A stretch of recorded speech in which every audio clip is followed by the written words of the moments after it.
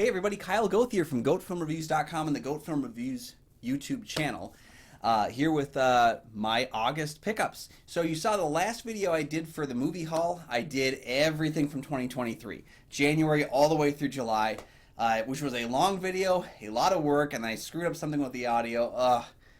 That's all over though, because now we're doing month to month. As long as I have a couple things worth talking about, we are going to talk about them now.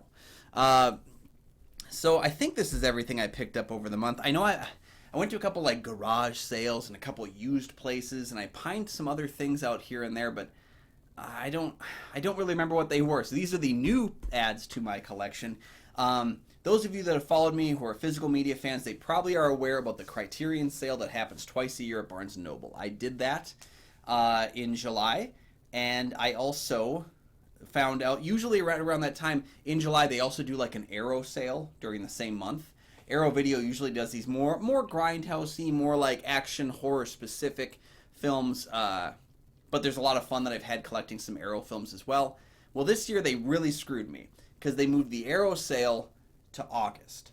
I'd never been aware of an Arrow sale in August, but my God, what a bad time to be a physical media collector, because I spent a lot of money on crap in July and I spent a lot of money on crap in August. But let's break down what we bought. We'll start with the Arrow box sets because those are what I have at the top of the list here. First up here was the Giallo Essentials Black box. This is an ongoing series from Arrow. They do one probably every year or so, which has 3 Giallo films, usually 3 that are ones you haven't specifically heard of if you're just kind of surface level, which a lot of mine, unfortunately, a lot of my interactions are that way. So there's a lot of films in here that I haven't gotten a chance to check out, which is fun. It's interesting. It gives me something new to explore. This set right here contains 3 films: Smile Before Death, which I actually was able to watch last week, convoluted, insane Giallo film. The ending, the twist, like this film is a fairly straightforward film for about 80 minutes, and the last 8 minutes are absolute insanity with the number of twists and turns.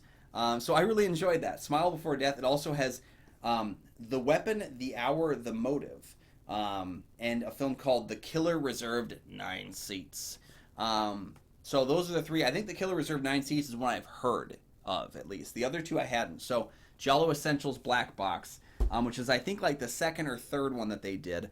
I also picked up this one. This is their newest one, Giallo Essentials Blue. This one, I'm aware of the titles, but I don't know them as well as one would expect.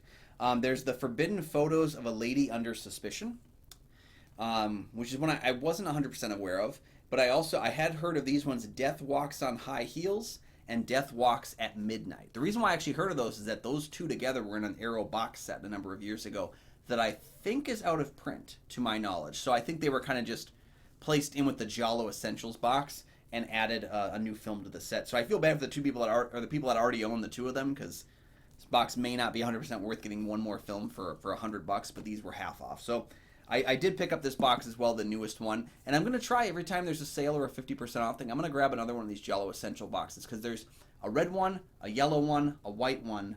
I think those are the 5 that are out, and then the black and blue that I have here. So I picked these up. I was very excited to dig into them, because Giallo is a thing where you can have a lot of fun with them. You can really take in and explore the style that is brought to those kinds of a film. So I really did enjoy that. My next one I picked up was Vengeance Trails, 4 Western Classics from Arrow. What got me here was that, Westerns in general I don't have a ton of experience with, but spaghetti Westerns are something I've really enjoyed from what I've seen.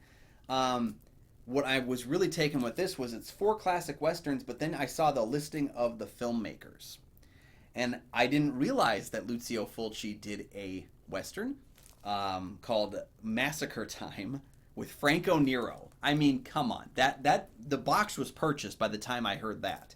But then also Maurizio Lucidi, who did My Name is Pecos. Massimo Dallamano, who directed Bandidos.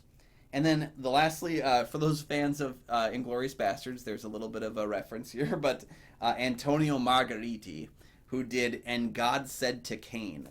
Again, never seen any of these, never heard of any of these. This is actually the first set. I think they released another one called Vengeance Trails Blood and Money or something, like the second box set, which is more of these kinds of films.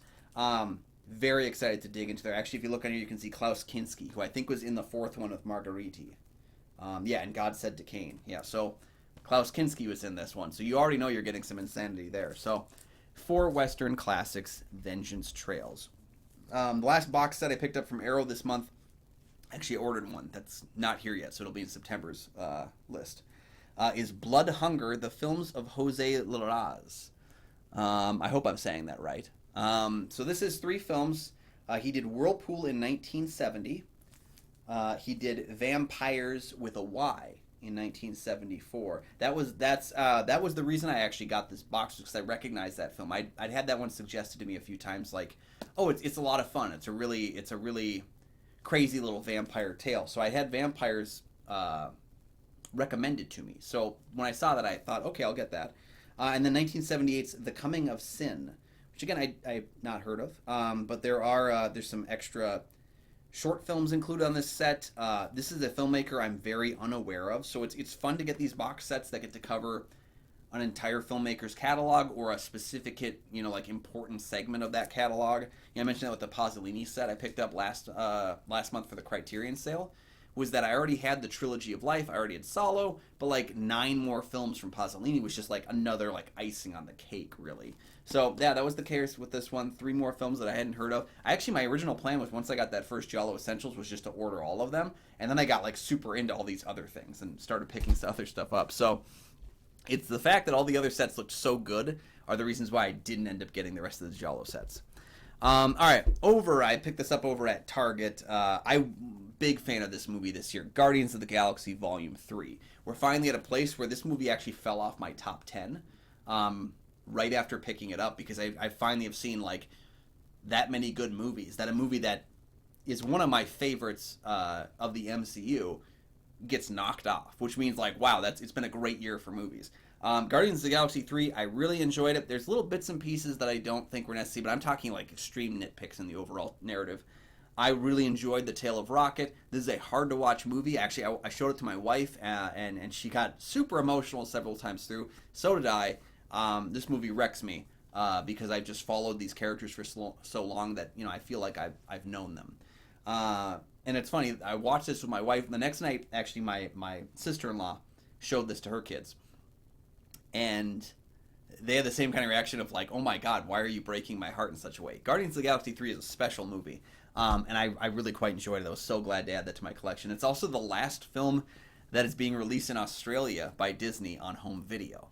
So I was really nervous that was it. Like, they were going to stop in Australia. That means they're going to stop in America sometime soon. And then they announced that they're releasing WandaVision, Loki, and The Mandalorian on 4K. So I don't really know. Like, it must just be that maybe in Australia people don't buy as much physical media. I don't know. But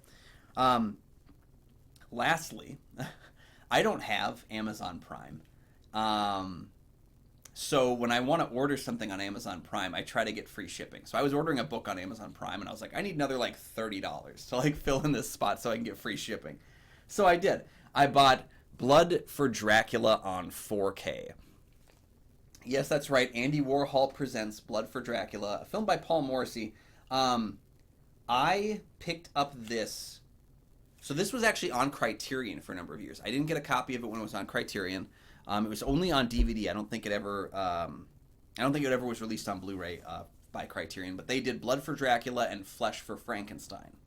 And Flesh for Frankenstein was actually a movie. I used to read these old horror books when I was like 5 or 6 years old. I had these big tomes that would cover horror movies and just dive into like the making of and the history of. And oh man, I wish I still had those books. I found one of them. I showed you guys this on a previous, like, I think it was a previous movie hall episode, but I was able to kind of go through these books again and read them again. And God, it was just such a refreshing, nostalgic experience to revisit these things that I read when I was like 5. Flesh for Frankenstein. Sorry, it's a long story. Flesh for Frankenstein is one of the films that was in that book. I know it was in that book. As I watched the film, I was like, my God, this is that movie. And I actually found the Criterion DVD of that at like a used bookstore, and I picked that up last year. So I had that in my collection, I kind of want to get the 3D Blu-ray that Severin released, but they released pretty quickly after that. They released Blood for Dracula, and this is on 4K.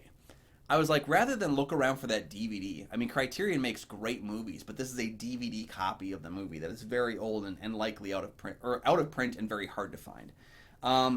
Severin released this on 4K, and I was like, yeah. So I don't know how long Severin was going to have this. I added it to my collection. I got it here. I've never seen it before, but I was just so excited to watch it because I'm convinced that there's some of the images from this film made it into that book, and it's going to be an incredibly nostalgic experience for me. So I'm so excited to watch Blood for Dracula.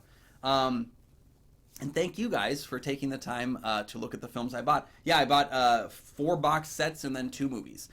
So kind of a smaller month compared to some of the crazier months I've had, but Arrow Sale directed a lot of my monetary choices. So let me know what you picked up in August to add to your physical media collection. Let me know down in the comments section. I'd love to discuss it with you. If you've seen any of the things I showed you on my movie haul this month, let me know your thoughts on them. Good, bad, and ugly. It's okay. If you didn't agree with some of the things I liked, or if you've seen some of the ones I haven't and you're going to try and sway me to and against, go right ahead. I'd love to have the conversation with you down in the comments section. Thank you guys for joining me so very much. You can find goatfromreviews.com, my many written reviews. You can find me on Twitter, Instagram, Letterboxd, and Threads at Almighty Goatman. You can also check out my show, Kyle and Nick on Film, that I co-host with Nick Plotchuk from the St. Paul Filmcast. We have new episodes of that every single week. All those links are down in the description, and we'll see you next time.